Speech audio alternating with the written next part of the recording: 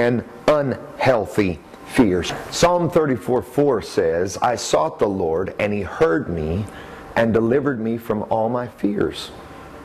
All of our fears that He delivers us from are obviously the fears we do not need to have. How can we distinguish between the fears that we ought to be delivered from and the fears that we ought to cherish? The Bible tells us that the fear of the Lord is the beginning of wisdom. And so the fear can be determined whether it's healthy or unhealthy according to where does that fear lead us with our attention. Does it lead towards doom and dismay or despair? Or does it lead us towards leaning on the Lord and realizing that He is our strength? And so we continually try to distinguish, because fears are fresh, fears are new. Every day brings new fears. In fact, the Lord in one place said that you shouldn't worry too much about tomorrow, because every day has enough evil in that day. And so yet we are taught to prepare for the future. So there's this constant pull and tug trying to distinguish between how far ahead should we plan, how far ahead should we fear. You take care of today's fears by putting it in this test of where does it lead me?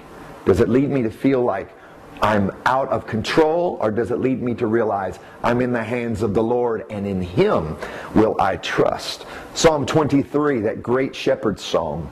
Yea, though I walk through the valley of the shadow of death, I shall not fear, or I shall fear no evil. Doesn't mean I won't have great respect and reverence for God. I'm just not going to fear evil. What is evil? Evil's thinking that you're going to be torn to shreds and no one has your back. That's a real fear. But if you know God is with you, hallelujah, you can know that it is going to be well. Psalm 27 says, verse 1, the Lord is my light and my salvation. Whom shall I fear? The Lord is the strength of my life. Of whom shall I be afraid? Hebrews 13:6 leads us down that road. So we may boldly say, the Lord is my helper. I will not fear. What can man do to me? It takes us to that grand story of those three Hebrew children who were facing Nebuchadnezzar, and the king had told him, if they do not bow when the trumpets blow, that they will burn. And they brought these three men who would not bow when the trumpet sounded before the king. And they said, "O king, we're not afraid to answer you about this thing, that we will not bow. And when you sound the trumpets, we're still not going to bow. And the Lord whom we serve is able to deliver us." But here's the key words I want you to remember on this Tuesday evening. They said, "But if not, we still know God's going to take us through." I would like to be able to tell you that every situation that brings fear to your mind, you will be delivered from. But I've lived long enough to understand the truth of life is that sometimes things happen to us that we didn't want, didn't plan on, and there's no magic, miraculous something that can get us out.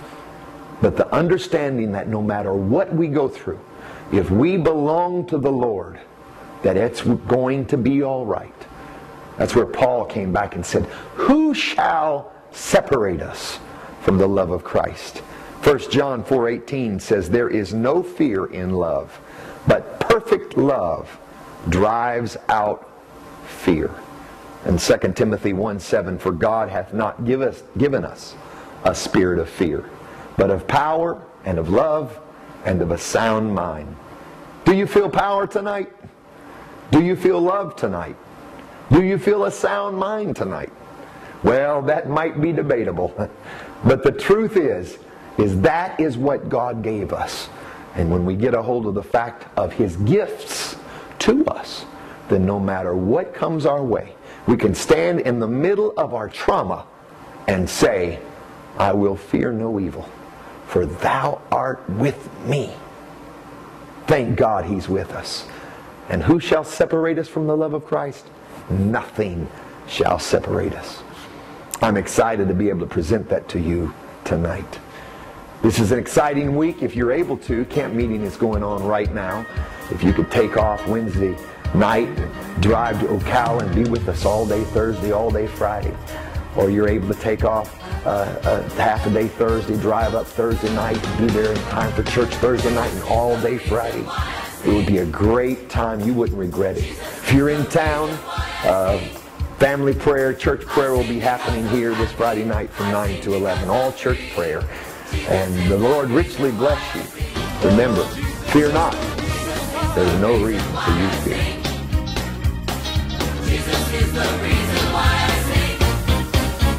I sing because I'm happy. Because I'm free. Jesus is the reason why I sing. I had a song of pain, full of distress and shame, in a life that had no harmony. But when I experienced the power